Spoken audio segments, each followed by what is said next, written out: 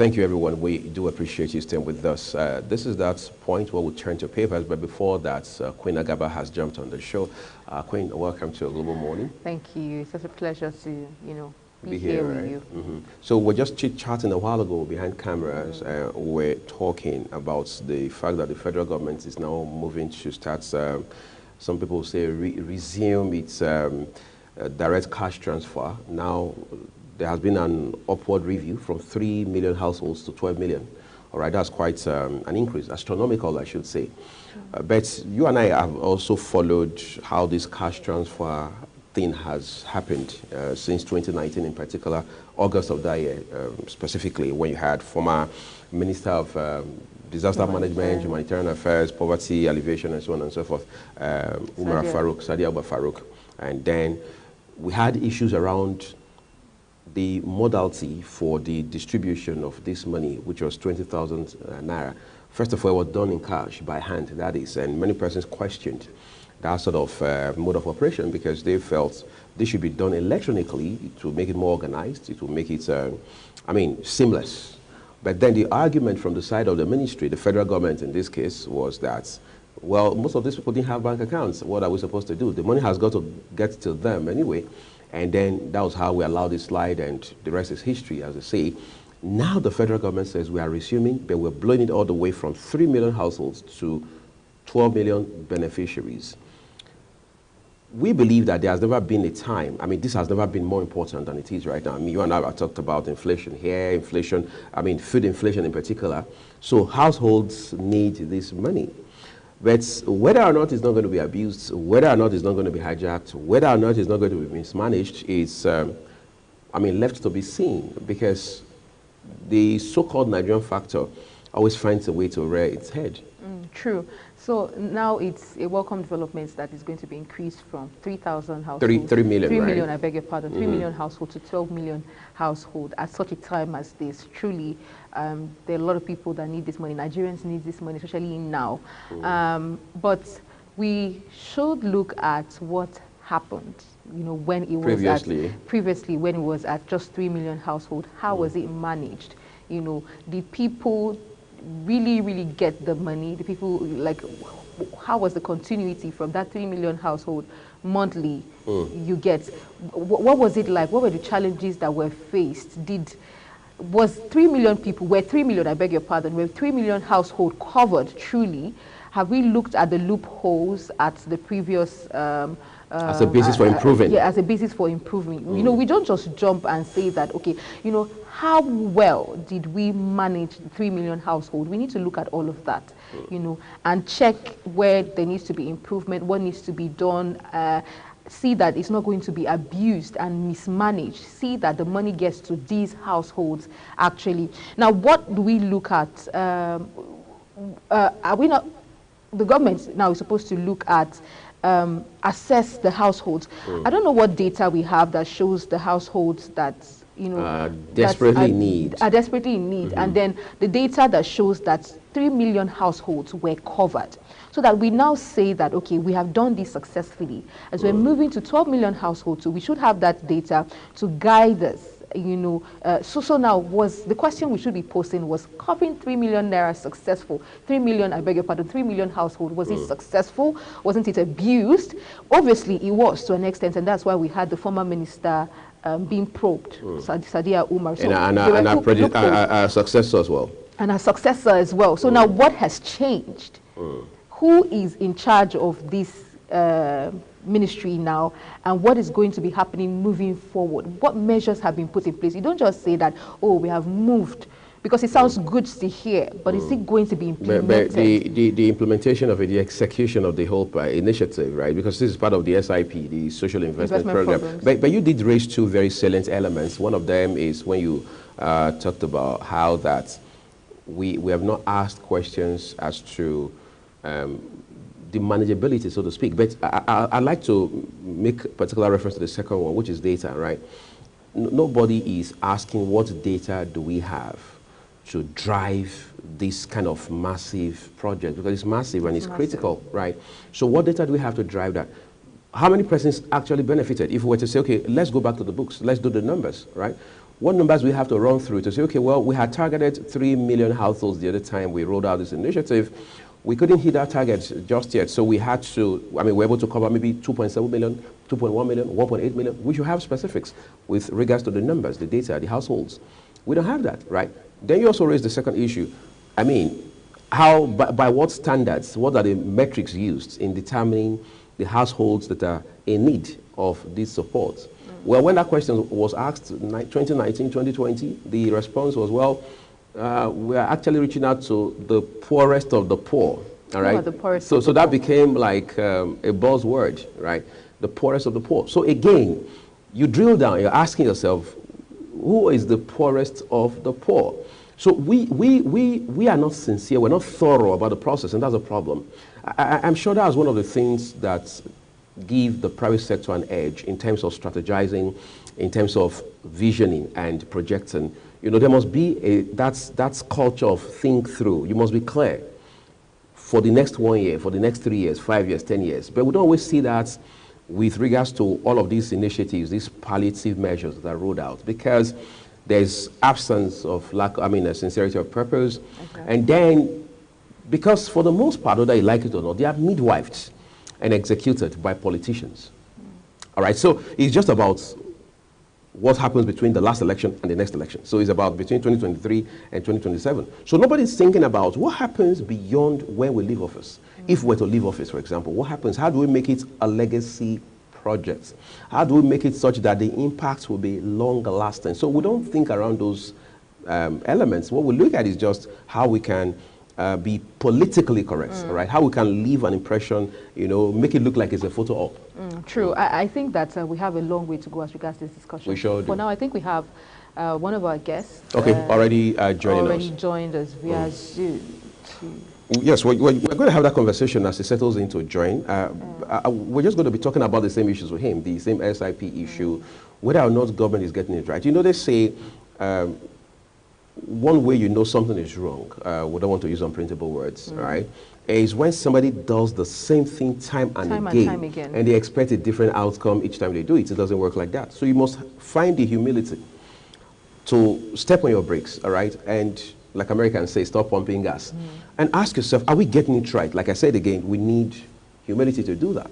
You know, I remember back in school, a lecturer said there's a Chinese adage, but somebody asked him to say it in Chinese. He couldn't anyway. But he did say that there's a Chinese adage that says, no matter how far you've gone into the wrong road, at that point where you realize that you're on the wrong journey, you're on the wrong route, you do a reversal, you turn back, no matter how fast. So you don't say, well, I've done 2 days into this road, into this journey, I've been on this trip for 2 days, so I just can't go back now, I can't just waste the time. No, okay, it is the wrong road you're on. So the ideal thing to do is to go back, but I don't think we get to ask such question most times. We have just been joined now by Destiny Owobu, economic analyst. He joins us live via Zoom from Benin City, Edo State, where we understand there will be election on the 21st of September for governorship, which will produce a governor who will take over at Dennis Osadebe Avenue. But that's not the discussion for this morning just yet. Destiny, it's always a delight to have you with us on the program. Good morning. Thank you for having me. Good morning. My colleague and I, Queen Agaba, will be firing from all cylinders this morning. But quite frankly, we want to have a conversation about one. I mean, you and I have talked about inflationary trend and all of the elements around it time and again. But we also cannot divorce the fact that the repercussions, that the aftermath of inflation are some of the things we're basically suffering at this time. However, let's turn our attention to the fact that we're not hearing the federal government is set to begin direct cash transfer to 12 million households as against the 3 million households that had already originally been targeted. I mean, what's your sense of all, in the midst of all of this? Basically, the policy is total nonsense. It is nonsense because according to the World Bank statistics, over 140 million Nigerians will be driven into poverty this year. 140 million. Not just poverty, the highest form of poverty called multidisciplinary poverty, multidimensional poverty. So when you have multidimensional poverty in a country, and then you want to send palliatives to 12 million households. Let's do some mathematics. Let's assume that each of these households has 4 people, dependents in the households. And then multiply that, that should be 80 million. And then what is the volume of this? What is the value of this money you are transferring to them? The biggest problem we have in Nigeria now is money illusion. The money vanishes before it even touches your hands. So transferring money to people in a social palliative, in a problem that we are facing right now, is weaponizing poverty. Okay? It is a way of making the people poorer. I have said it time and again. The policy of government should stop talking about poverty alleviation. There's a term superior to that. It's called wealth creation. Those two terms are looking at the problems from 2 different perspectives, half full or half empty. Now, if you look at the Nigerian problem, we are going through an immiserizing growth. We are making more poor people. For the past decade, Nigeria's policy is making more poor people. The fact that you read in the news that 20 million people are getting into poverty, 30 million people are getting into poverty, 100 million people are getting into poverty. Now 140 million people are getting into poverty. It means that the machine of government and society has been manufacturing poor people. It's time to stop talking about poverty alleviation. It's time to stop talking about that. The policy should be talking about wealth creation, industrialization, job creation, investments, reducing cost of production, massive diversification of the economy. These are policies, with bold policies, not policies that manufacture more poor people, but policies that disorganize the correct existing structure and reorganize. Societies only change when 2 things happen, either by evolution or by revolution. By evolution, we mean as things are, things will evolve to get better. But when things are evolving to get worse, it means that's a poor equilibrium. We need to diversify. We need to reorganize the economy quickly to change direction. I'm not seeing such bold policies here. Transferring money to 12 million people in this situation. People do not have a problem with getting money now. That's not the problem. The problem they have now is that the money has no value. The money has no value. We are ignoring the big elephant in the room and running after the termites. The big elephant in the room is that whether you're rich, high income, middle income, or low income, the currency in your pocket has no value. If you had $1 million in your account 7 months ago, your 1 million naira is worth 200,000 now. That problem is affecting both the rich, the middle class, and the poor. It is bigger than trying to solve problem of 12 million households. We should be dealing with the big issues. Even the rich men in Nigeria are falling into poverty. That's what we are saying right now, because they are not as rich as they were 8 months ago. The policy is a weak policy. It is looking at it from the glass half full perspective instead of looking at it from the half empty perspective. It is totally nonsensical to any serious-minded economist.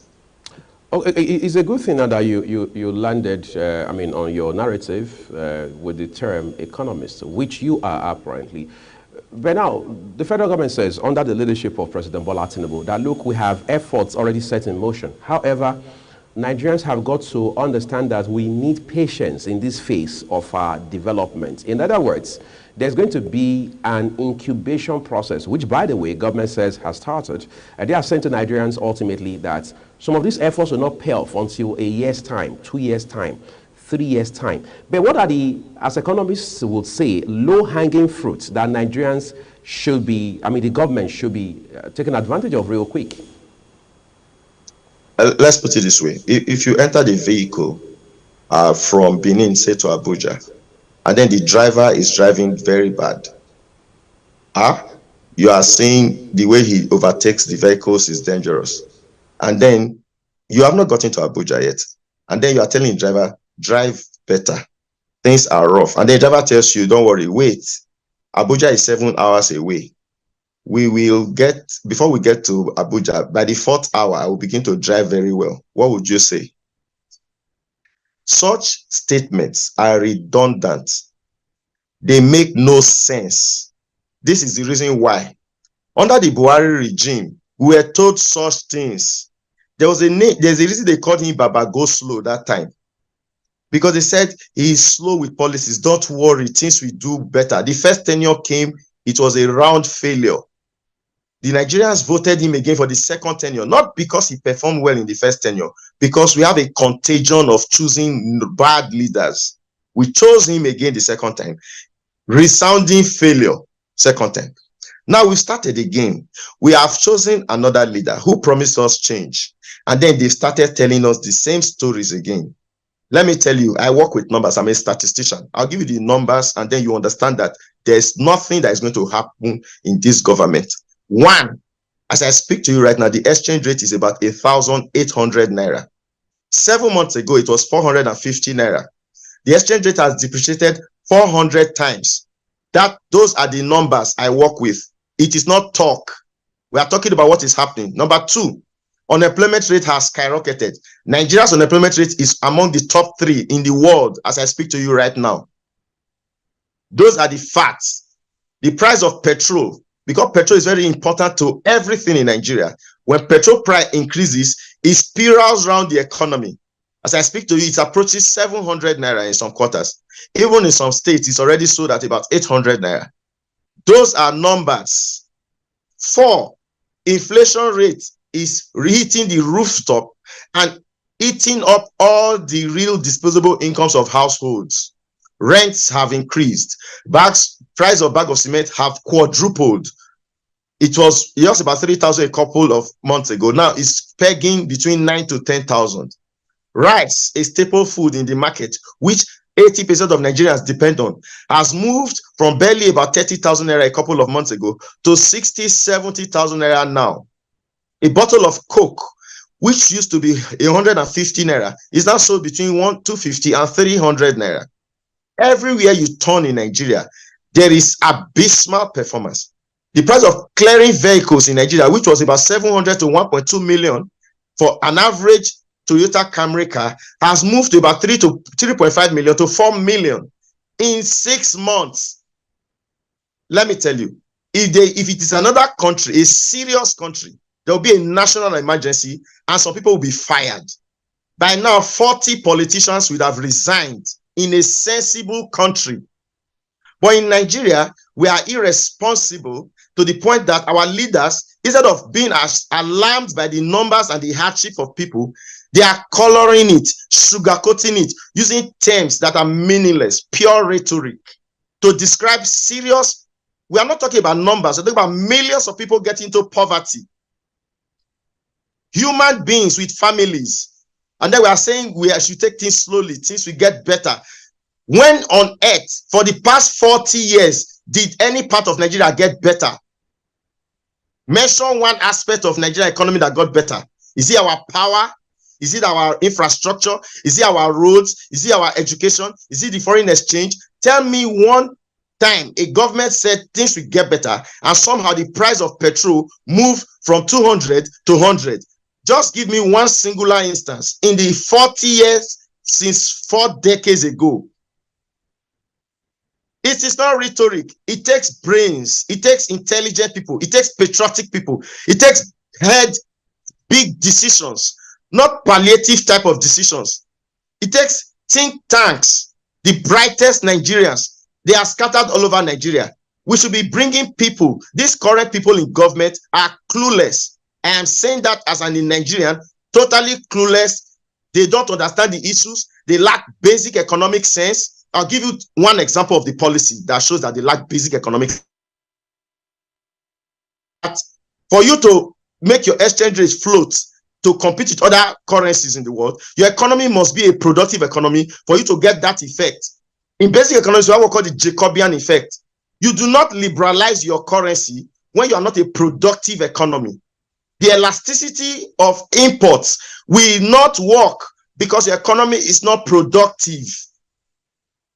And so when your currency is artificially inflated based on what you think, what you need to do is to expand production first before you throw it to the market.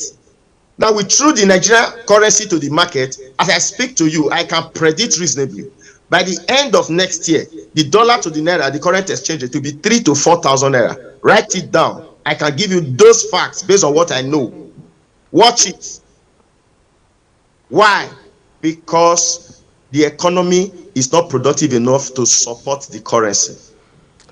There are many ways to solve that problem. One, we need to first of all stop importing vehicles for our politicians.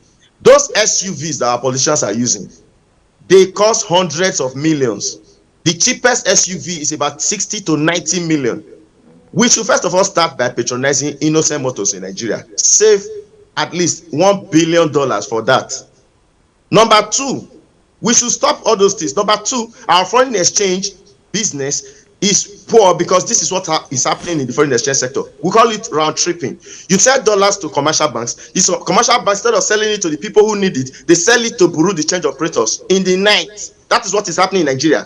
So what we have in that market is a criminal enterprise of billionaires who simply round trip our foreign currency among themselves. So what we need is, we need the police, the EFCC, to be jailing people who hold this country ransom. What we have now is economic sabotage. For example, in our crude oil industry, we have heard that 1/4 of our oil is stolen. There's one question: by who? Who has gone to jail for selling our crude oil illegally? Nobody. So that's economic sabotage. We need political will to deal with that. We cannot carry the problems of government, the incompetence of government to this job, and push it on the people and tell them we are running baby steps. We are passing the tax and the bulk of government failure to 100 to 200 million Nigerians. Innocent people who do not earn up to 5% of the gross domestic product of this country. Whereas the top 10% of Nigerians control 90% of the economy. We know where the problem is. We do nothing about it. And then we begin to do what we call immeasurizing economics, making the people poorer. When we know that some people should be going to jail, we should be tackling the problems headlong. The oil thieves should be arrested, prosecuted. The bank bosses that sell this foreign exchange to these bureau de change operators through the back door, get all of them arrested, close the bank, and force them to act according to due process. The politicians should stop patronizing foreigners by spending our billions on public holidays and channel this money to local ventures who have shown promise. I just gave you an example of a car manufacturer in Nigeria, but our government has not made his brand an official vehicle. Why are we using cars from the US and Canada when we have local producers and spending billions of dollars there? Number two, why are we spending $40 billion paying school fees in America and Canada for our children when we have universities in Nigeria and will not spend $5 billion uplifting them? These are the big issues that have crippled the economy. They are hard decisions. They are not problems solved in the era of talking. It's problems solved by making strong decisions and showing strong leadership. And that's exactly what we lack in this country. We have no leadership. Our leadership is a talking leadership. And we have not taken any bold decision in the last 5 years. And this is not a decision you are taking for leadership. This is a decision you are taking for the strong elite and passing the bulk of the problem to the masses. I'm sorry, I'm emotional about it because I'm a Nigerian and I feel hurt that this country is being bamboozled by stories and a lot of people are suffering. I'm talking as a Nigerian. Mr. Wobu, it's fine if you get emotional. We're all Nigerians and we are also experiencing what Nigerians are experiencing. Now, we do hope and we pray, but it is foreseeable that the inflation is on the rise, but we pray and we do hope that it doesn't get to, a naira doesn't get to, a dollar doesn't become 3,000 or 4,000. Now, you spoke earlier about diversification. I want you to, I know that you've just mentioned that we need to cut the cost of governance, especially as regards vehicles and another aspect of governance. Now, I want you to, you spoke about diversification. I just want you to briefly talk about how we can, diversify as regards what we're facing in the country. Okay. A couple of weeks ago, I was invited to this program, and I said Nigeria has competitive advantage in two products. Based on what I know, we have about 65 million young people in this country. Those young people are the bedrock of our society. How do we diversify? The biggest income earner in the world currently, as I speak to you, is tech business, tech skills. The government should diversify and employ at least 30 million Nigerians to learn tech skills. These tech skills are the biggest sources of foreign exchange in any country that is progressive right now. I'll give you fast statistics. India took off because of their tech dominance. Brazil, all these other countries, China, their expertise has been moved from agriculture to tech. So we can diversify through education, human capital.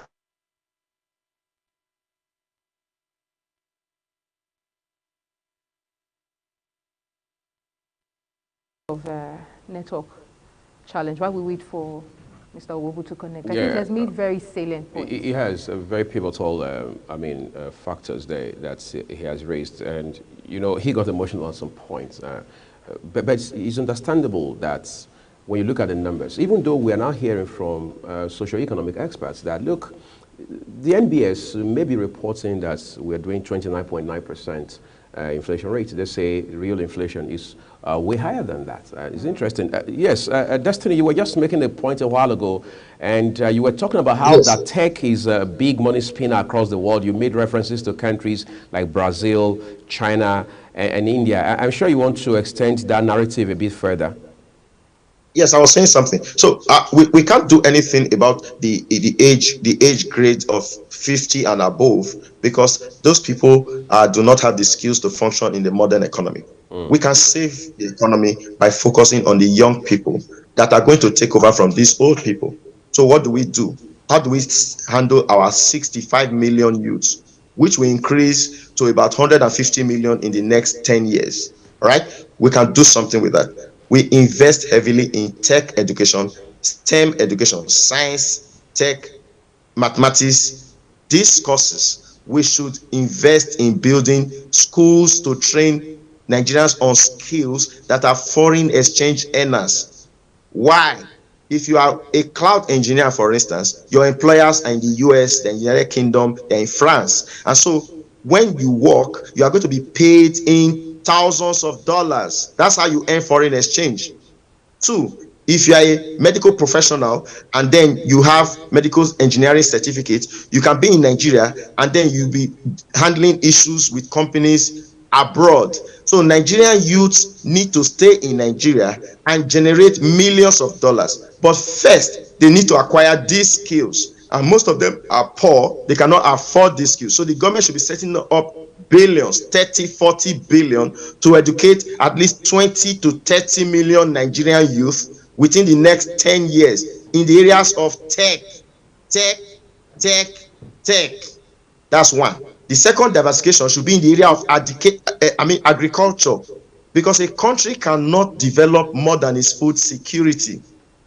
The current agricultural model that we have in this country is not the right model. The current agricultural model we have is what we call the feeding model or the employment model. We don't need the employment model of agriculture. Agriculture currently employs 65% of the population of Nigerians. That model of agriculture is weak and recalcitrant. What we need is the business model, the income generating model of agriculture, not the employment model. What's the difference between the two? Agriculture anywhere in the world is a business that has a value chain throughout. So we currently focus on producing primary products, and that primary product production employs 70% of Nigerians, 65 to 70% of Nigerians. That is not the norm. It is a weak structure. What we should be doing is we should be converting our sugar cane to sugar.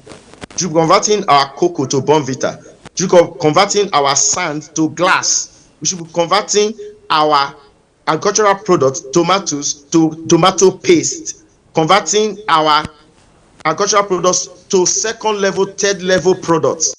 Okay, that part of agriculture, there's a poor linkage between the agricultural sector in Nigeria with the industrial sector, because we do not have a value chain investment in that chain. So we simply are still trying to feed ourselves. It goes beyond feeding. We will be trying to find a way to invest in the leather industry such that our leather in the north will be processed and sold in Nigeria. Nigeria has no business importing the following products. I'll mention 10 products for you.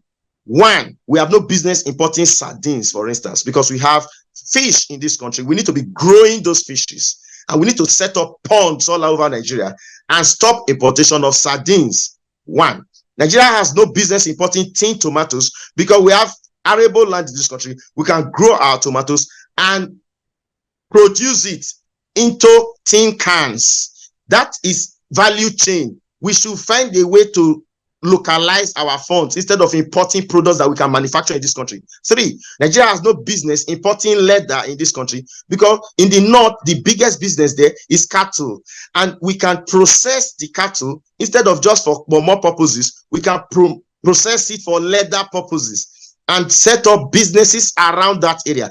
The government should be jump-starting that process by designing areas of the economy where we can profit from the agricultural business. We must see agriculture as a business, not as a staple industry. Agriculture contributes billions of dollars to Brazil economy, contributes billions of dollars to the Chinese economy, but contributes negligible amounts to the Nigerian economy. As I speak to you, our foreign exchange earning, over 70% comes from crude oil. It shouldn't be so for a country that has a large land mass, fertile ground, and pure natural resources. Over 36 pure mineral resources are in this country. We have not been able to harness them because we have not been able to diversify into engineering. So we don't have local engineering industry. We don't have manufacturing industry. We don't have the agricultural processing industry. All we just have is we have basic agriculture. We ship all our products to Europe, and then they refine it and sell it to us at higher values. And when they sell it to us, it has effect on our foreign exchange. So we should use those two areas to diversify. One, for the youths who are not interested in agriculture anymore, invest heavily in science and technology education, especially practically oriented education. Two, for the people of Nigeria, so that we have food security, we need to invest massively in agriculture. And who will do this agriculture? It's not the old model we are using, subsistence agriculture, where we are educated, where farmers who are not educated run the business. Educated people should be given funds to set up large mega farms, process these products, sell in Nigeria, and sell in other countries. Those are the two major thrusts of the Nigerian economy. On the other side, the government should set up the infrastructure to support it. That one is not diversification. That one is just basic government job. One, we need to set up fiber optic cables in this country to enhance internet technology. We need to be setting up large farm holdings where people can come and invest and become owners. We need to be setting up legal systems that will prosecute business transactions. That is the job of government in that area. Government should ensure that the rule of law works. There's less corruption in government. There's less insecurity in the country, to ensure that when you are making those efforts, those moves, the economy supports itself and works according to best corporate governance principles. So on these three grounds, Nigeria can solve the problems of this country. One, investment in education, tech education. Two, investments in agricultural processing, not just agricultural farming, processing especially. And three, investment in governance.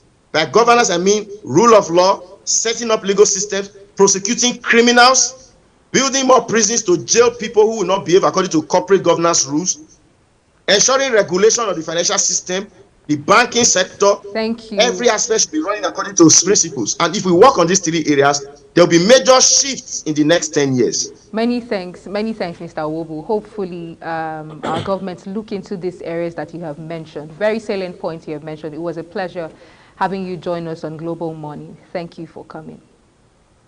Thank you for having me. And we do hope to have you some other time.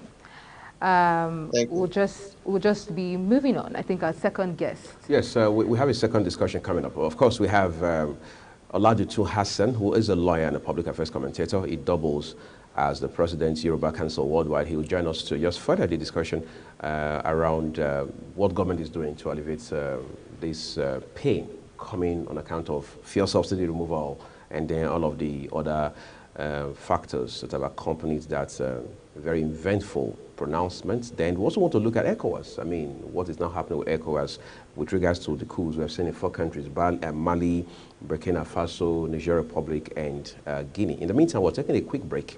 When we return, the rest of the show will be brought to you.